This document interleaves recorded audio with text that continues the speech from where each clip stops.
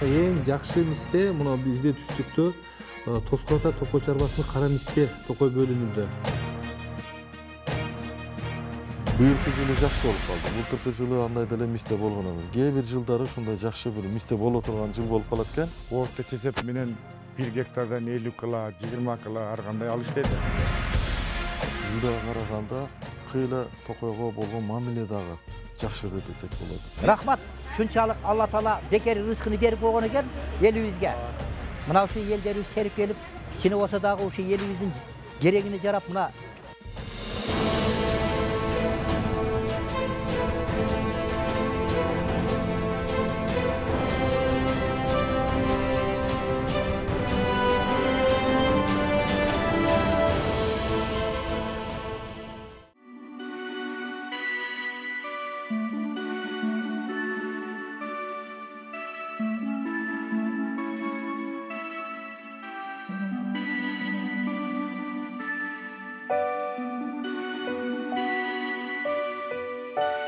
Кочкор ата токой чарбасынын жалпы токой баскан аянты 40.176 гектар болсо, анын ичинен мисте токой 11.978 гектар мисте токой аянтын түзөт. Азыркы учурда 6.659 гектар мисте токой аянты 4 токой чарбада ижарага берилген. Эми бул мисте токой негизинен бул 30 градус ысыкта өзүн жакшы сезет да. Ошон үчүн бул түстүк зонасында жайгашканда, ошо Кыргызстандын. Быйылкы жылы жакшы жылдардан келип, мына мисте жергиликтүү мисте жаңаак дегендер менен токой чарбанын кызматкерлери башчылары менен биргеликте арендага берилип, ошол аренда менен токой бөлүмүнүн дагы бюджети былтыркы жылга караганда быйыл жакшырды десек болот. Эки токой бөлмө токой чарбасы бөлүмү бар. Бирөөсү Тоскоот ата токой чарбасы, экинчиси мына Кочкор ата токой чарбасы. Жылдага караганда кыйла токойго болгон мамиле дагы жакшырды десек болот. Бизде негизинен бул эки токой чарбада мисте ушул бадам деген эгиндер көп жылдыктар эгиндер көп эгилген. Ошол менен эле бирге токой чарбанын кызматкерлери ошол токой чарбанын мистеси, мисте бадам, жана ошондой эле жаңак көчөттөрү менен да камсыз кылуу. Ошолордун аянтын да көбөйтүү боюнча иш алып барып атат. Мына жерлерде токой чарбалар ошо жакшы өздөрүнүн көчөттөрүн эгишип, ошо жергиликтүү эл менен убактылуу арендаторлор менен биргеликте бир эле ошол жыйынтегинен сырткарыда жыл сайын уларга пландын негизинде көчөт өстүрүп, жерлерин баягы көчөт өстүрүүнүн аянтын дагы көбөйтүп атышат да. Азыр эми мурунку жылдарга караганда быйылкы жылы биздин элибиздин дагы токойго болгон мамилеси кыйла өзгөрдү десек болот да, жакшырды десек болот.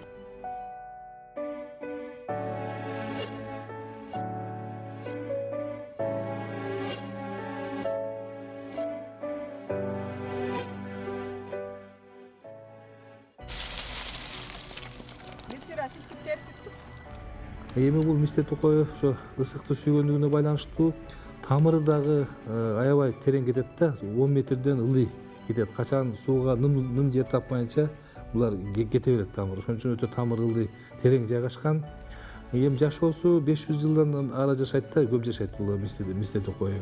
Мына акыркы жылдары биз элдердин өздөрүнө дарылагыла мала куртуна каршы, листебетке каршы деп агитация иштерин жүргүзүп атабыз. Өз күчүбүз менен токой чарбасынын акчасын кетирбестен дарылап атабыз. Элдин дагы аң сезими мурдага караганда өзгөрдү. Себеби ошол убагында дарылап, убагында мала куртун терип, курттардан сактоону колго алса, түшүм жакшы болорун билип калышты. Көкташ токой бөлүмүндө 3551 гектар мисте токою бар. Анын 2,5 гектар жери бөлүнүп берилди. Элдер мурдагыдай жөн эле барып тере бербестен ижарага алып, өздөрү карап, өздөрү терип, мамлекетке ижара акыны, жер салыгын төлөп атышат бүгүнкү күндө.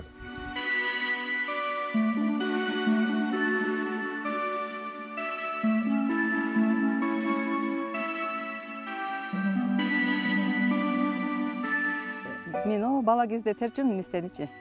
айылда эле чоңоюп, айылда эле өскөн кызмын өзү, мисте терип эле чоңойгонбуз. Анан кийин шаарга турмушка чыккандан бери 25 жыл болду. Ошондон бери мисте терилекмин. Кыйынчылыгы деле жок экен. Азыр күн салкындап калган убак. Өткөндө ысык күндөрдө да терип атышты го элдер.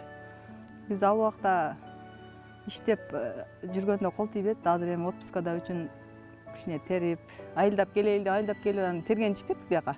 Мына жерде ошо тайжемдин коросу бар, мал багышат. Мына жакын эле жерде, наркы бетте көрүнүп турат го. Анан бияка да чыгып келели деп чыктык эле. Жакшы мистелер мына мистенин үстүн тартсаңар ошол боюнча эле кала берген, терилбей эле. Азыр бышкан малы да өткөндөрдө мындан 1 ай мурун элдер терип ачкан, анда мындай көкмөк болгондо деле терип апарып тегирменге тартышып. Анан ошентип эле эми быйыл элдин ырыскысына укмуш эле болуптур мисте. Жылда мындай болбойчу эле, мистелер болбой калыптыр дешип сүйлөшүп калышты эле да элдер.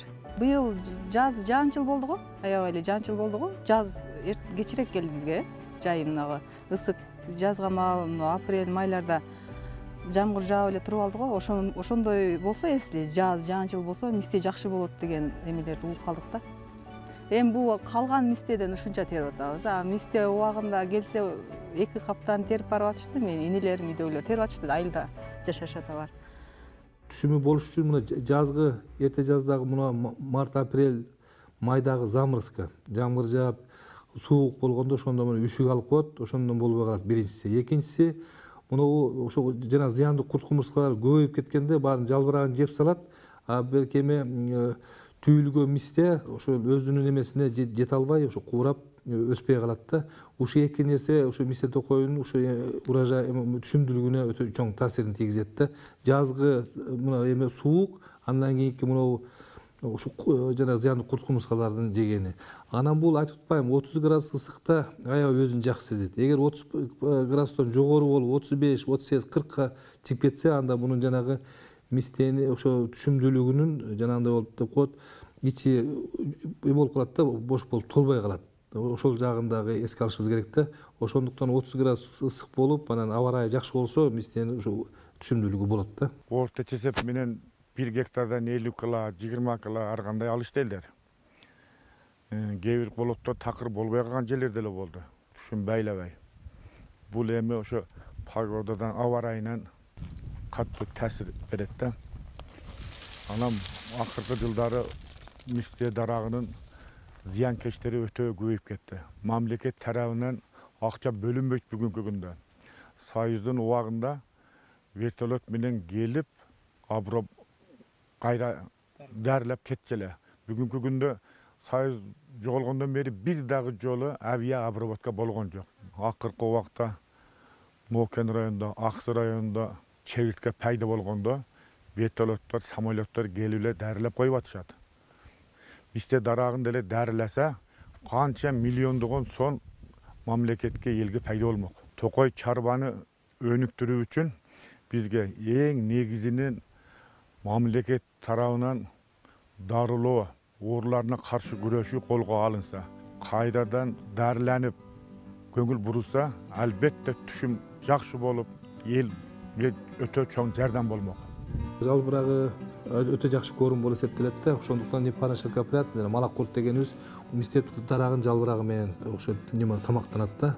Ушу Тоскул ата, Кочкор ата, Каралма лескоздорунда жылына 5 миңден ашык гектарды жабыркалап турат ушул курттан. Бул курт аябай тез өрчүп өнүйт, ошондуктан буну жок кылыш өтө кыйын болуп эсептелет. Бир эле эмеден жумурткадан 350ден 600ге чейин гусеница чыгат да.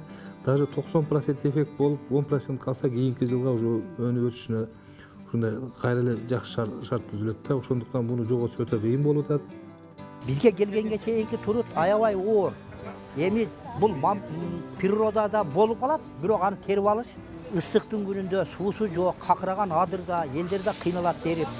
Эми ошону бир мына келген сенаны, бааны бир мамлекет тарабынанбы, же бир неме тарабынанбы бир ушу кичине дыйкандарга көтөрүп берсе, минималный ушу дандык мистени 250ге чыгарып берсе, ошондо элдин маанайы кичине жакшы болот эле да. Бир көтөрүп беришет, бир түшүрүп беришет, муну бир мындай регулировать бир сенаны кармаган бизде неме жок.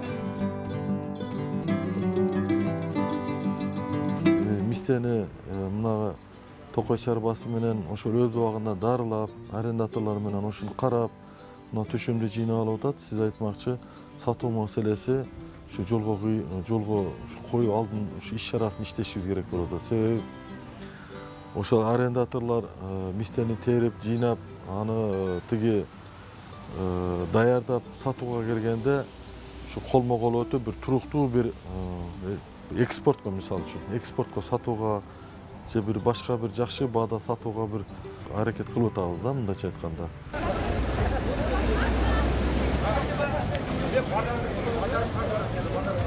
Алла Таала быйылкы жылы ушу ченемсиз мистени биздин кыргыз элибизге берген экен, ырыскы деп. Мына ушу элдерибиз терип келип, кичине болсо дагы ушу элибиздин керегине жарап, мына болгон экен базарда мына алып атабыз, сатып атабыз. Канчадан алып атасыздар? Эми 200-дөн 300га чейин.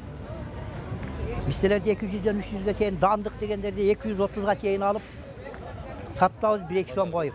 Şu bala çaka bağabız деп. Тиричилик ушул Жаллабадка, түрктөргө тапшырабыз. Анан таза мистелерди эки жактан Россияга, Казакстанга, Өзбекстанга экспорт кылып айдап атабыз ушундагы. Жөнөтүп атабыз.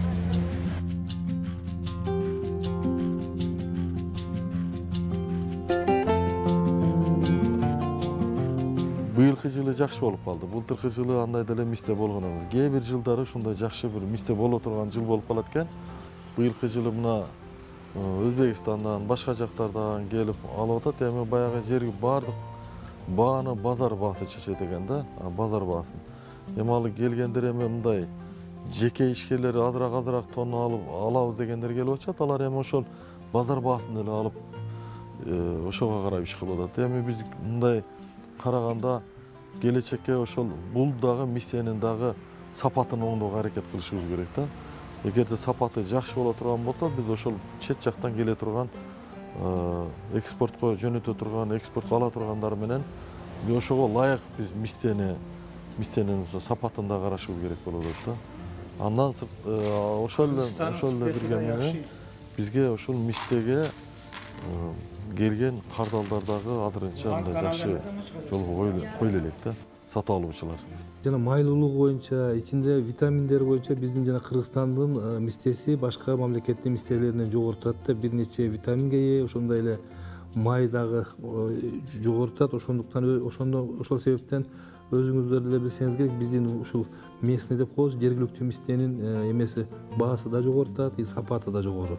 Эң жакшы мисте мына бизде түштүктө Тоскор ата Токой чарбасынын кара мисте Токой бөлүмүндө өсөт. Ошо кара мистеде аябай эмеси жагынан дагы, көлөмү дагы жагынан да чоң, эң чоң мисте болуп эсептелет.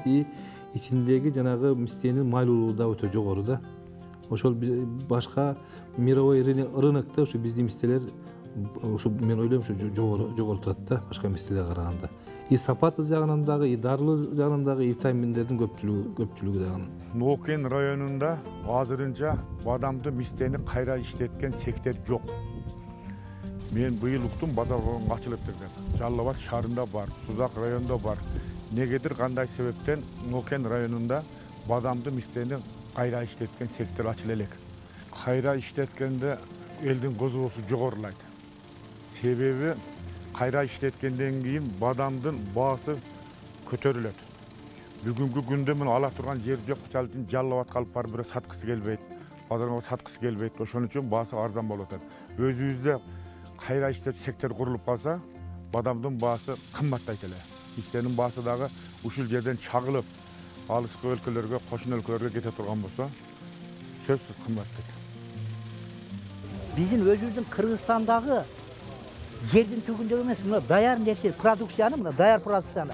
Эмне себептен биздин кыргыз элибиз ушуну өздөрү даярдап, түркү жок өздөрү дүйнөгө экспорт кыла албайбыз.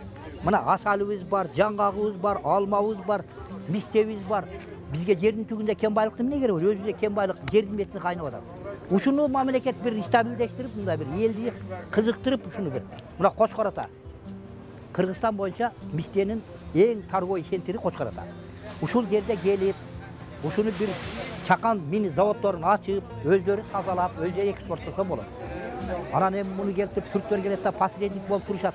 Алар каалаган ценасын коюп алып алышат. Кааласа түшүрүлөт, кааласа көтөрүлөт. Hazır bunun danın tazalaytırgan Kıtayda. Şunun nemesi var. Stanogo. Al Stanogo en arzanı $66.000 turadi ekan. Anan lazer menен tazalaytırgan onunki $107.000 turadi. Mına şunu o bizde деле Кудай urganday baylar var. Şu Koçkaratага, Ленский, Нокенге, Базар Курганга ушундай нерселерди ачып, мына жаңакты өзүңөр көрүп атасыңар. Түрктөр келет, алат, дүйнөгө экспорттойт. Мистени келет, алат, дүйнөгө экспорттойт.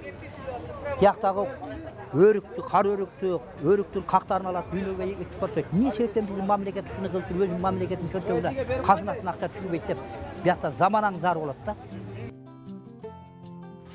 Бул мисте жаңактагы мистедагы жылда мөмө бере бербейт да. Мисте мисалы үчүн биз билгенде мына 5-6 жылдан бери быйылкыдай болгон эми болот. Быйылкы жылы бир Кудай бери болуп калды. Мисалы үчүн бул мистени мынадыр арендаторлор терип, ал жактан баягы сыртын тазалатып, кургатып алып келет. Аны бир ишкер ошол мистени чагып, бир экспорттоюн деп, ичинде данын же башкача айтканда башкача кылып бир упаковка кылып экспортко айдайын десе, ошону иштете турган станок мисалы да. Станок бул биздин буну башка четтен алып келе турган станок кымбат баада болот да. Аны алып келип алып ишкер. Быйыл алып келди дейли. Алып келип туруп быйылкы жылым кичине болуп калды. Мына болуп калды. А быйылдан кийин болбой келерки кийинки жылдары мисте болбосо тиги ишкер алып келген станогуна күйөт да. Ошонун эсебинен бул жолго коюлбай атат да.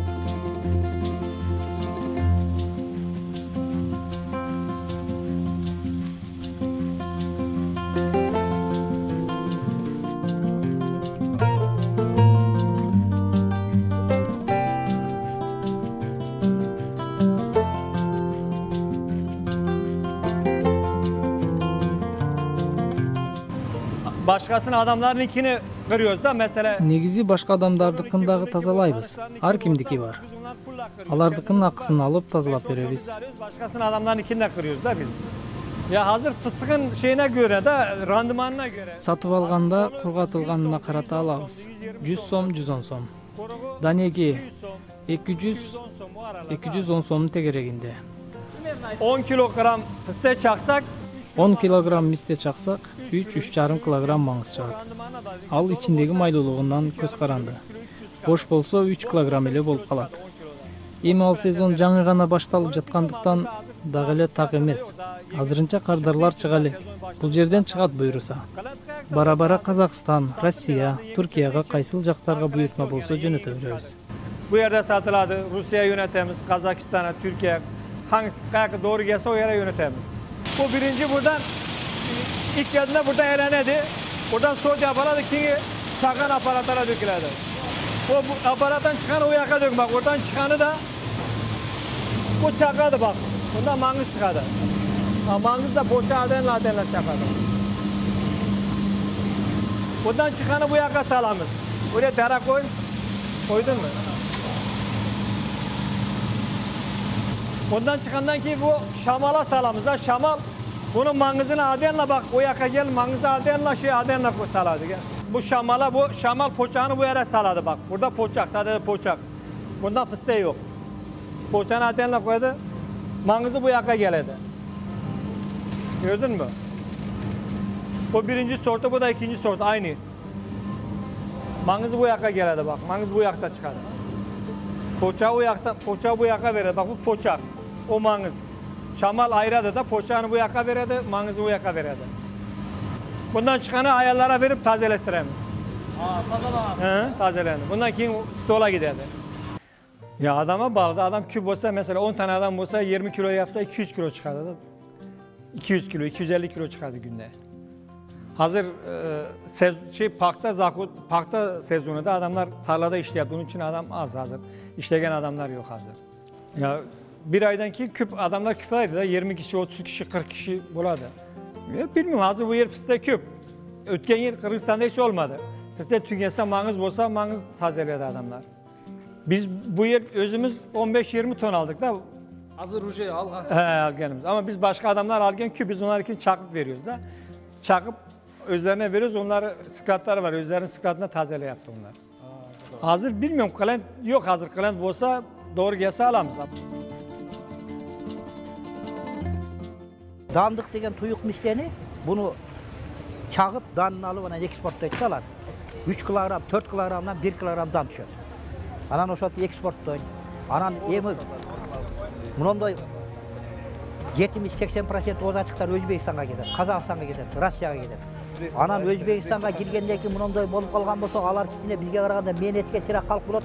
Оларды колдо чагып ачып, ана казанга кууруп сатат. Мына рахмат, шунчалык Алла Таала бекер рызкыны берип койгон экен элибизге. Bir günde şu 15-20 tonna miste giret, 15-20 tonna miste eksport болуп атат да эки жака. Эң жакшы мисте мына бизде түштүктө Тоскор ата Токой чарбасынын кара мисте Токой бөлүнүндө. Быйылкы жылы жакшы болуп калды. Былтыркы жылы андай деле мисте болгон эмес. Кээ бир жылдары ушундай жакшы бир мисте боло турган жыл болуп калат экен. Орта чесеп менен 1 гектардан 50 кыла, 20 кыла ар кандай алыш деди. Жылдага караганда кыйла Токойго болгон мамиле дагы жакшырды десек болот. Рахмат, шунчалык Алла Таала бекер рызкыны берип койгон экен элибизге. Мына ушу элдерибиз терип келип, кичине болсо дагы ушу элибиздин керегине жарап мына